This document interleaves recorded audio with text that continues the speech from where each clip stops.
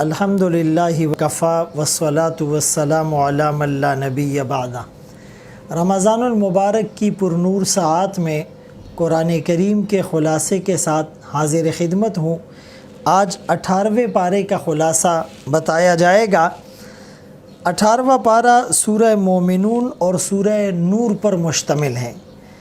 118 آیات 6 رکوع سورہ مومنون میں ہے۔ اس میں مومنین کی صفات بتلائی گئی ہے۔ قد افلح المومنون کے کامیاب ہوئے وہ مومن جن کی نمازوں میں خشوع ہو، جو فضولیات سے اعراض کرنے والے ہوں، جو زکوٰۃ کو ادا کرنے والے ہوں، جو اپنی شرمگاہوں کی حفاظت کرنے والے ہوں، جو امانتوں کو صحیح طریقے پر ادا کرنے والے ہوں، جو اپنے وعدوں کی پاسداری کرنے والے ہوں۔ یہ صفات جن کی زندگی میں آئے گی وہ مومن کامیاب اور کامران کہلائے جائیں گے۔ انبیاء علیہم الصلاۃ والتسلیمات کے قصے بھی ہیں۔ اور افلم یدبر القول کہ یہ لوگ قرآن میں اور اللہ کی وحدانیت میں غور اور فکر کیوں نہیں کرتے، تدبر کیوں نہیں کرتے۔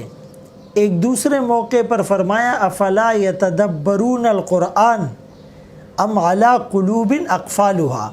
یہ قرآن کریم پر غور اور فکر تدبر نہ کرنا دلیل ہے اس بات پر کہ ان کے دلوں پر تالے لگ چکے ہیں۔ ران علی قلوبہم، ان کے دل زنگ آلود ہو چکے ہیں۔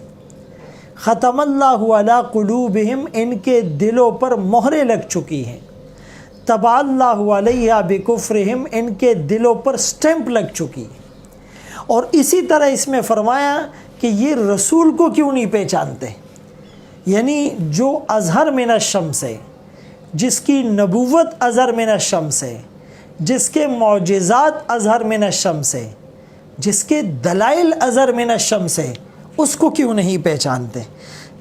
اس سورہ مومنون کے آخر میں وہ آیت ہے جو در حقیقت دعا ہے، رب اغفر وارحم وانت خیر الراحمین۔ اور بعض اکابر سے یہ منقول ہے کہ وہ رمضان المبارک کے اس درمیانی عشرے میں اس کا بہت اہتمام کیا کرتے تھے، اس دعا کو پڑھا کرتے تھے۔ سورہ نور مدنی صورت ہے، 64 آیات 9 رکوع پر مشتمل ہے۔ سورہ نور میں بنیادی طور پر عورتوں کے حقوق کو اور عائلی قوانین کو ڈسکس کیا گیا، اسی لیے فرمایا اپنی عورتوں کو سورہ نور پڑھاؤ۔ یعنی ان آیات پر اگر عمل کیا جائے گا، یہ آیات اگر زندگی میں آئے گی تو زندگی کو منور کر دے گی۔ عفت اور پاک دامنی کو اس میں فوکس کیا گیا۔ امی عائشہ رضی اللہ تعالیٰ عنہ پر الزام بہتان لگا، جس کو واقعہ افک کہا جاتا ہے۔ امی عائشہ صدیقہ کائنات کی پاکی اور برات کے لیے اللہ نے قرآن کریم کی سورہ نور کی آیات کو نازل کیا۔ سبحانک ھذا بہتان عظیم۔ قیامت تک جو بھی قرآن کی حقانیت کو تسلیم کرتا رہے گا وہ امی عائشہ کی عفت اور پاک دامنی کی گواہی دیتا رہے گا۔ جیسے قرآن کی ایک آیت کا انکار کفر ہے، اسی طرح امی عائشہ رضی اللہ تعالیٰ عنہ کی عفت پاک دامنی کا انکار بھی کفر ہے۔ اس میں حد قذف یعنی ایک پاک دامن عورت پر الزام اور بہتان لگایا گیا اور اپنے اس بہتان کو وہ ثابت نہ کر سکا تو 80 کوڑے اسے لگائے جائیں گے، جس کو حد قذف کہا جاتا ہے۔ حد رجم یعنی اگر کوئی غیر شادی شدہ مرد اور عورت زنا کرے تو انہیں 100 کوڑے لگائے جائیں گے، اور شادی شدہ مرد اور عورت زنا کرے تو انہیں رجم کیا جائے گا، سنگسار کیا جائے گا، پتھر مار مار کر انہیں ختم کر دیا جائے گا۔ لعان کا حکم ہے کہ مرد بھی 4 قسمیں کھائے، عورت بھی 4 قسمیں کھائے، اور آخر میں پھر 5ویں قسم بھی کہہ کے دے، 5ویں قسم بھی کھا لے۔ تو اگر دونوں فریقین نے قسمیں کھا لی، اب ظاہر سی بات ہے کہ ایک ان میں جھوٹا ہوگا، لہٰذا قاضی ان کے درمیان تفریق اور جدائی کر دے گا۔ استیزان کے مسائل بتائے گئے کہ بغیر اجازت آپ نے کسی کے گھر نہیں جانا، ایون کہ اپنے گھر بھی اجازت لے کے جانا ہے، سلام کر کے جانا ہے۔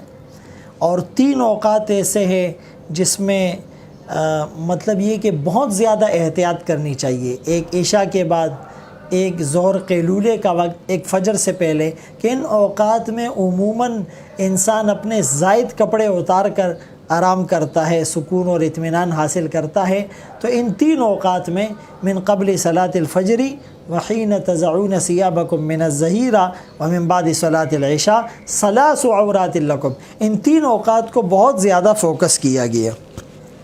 مومن کی مثال اور اللہ کے نور کی مثال کمشکات فیہا مصباح، جیسے ایک تاکچہ ہوتا ہے دیوار میں، اس میں چراغ ہے، اور اس چراغ کی روشنی اور کرنیں وہ پورے کمرے کو منور کر رہی ہیں، شیشے کی طرح ٹرانسپیرنٹ اللہ کا نور ہے۔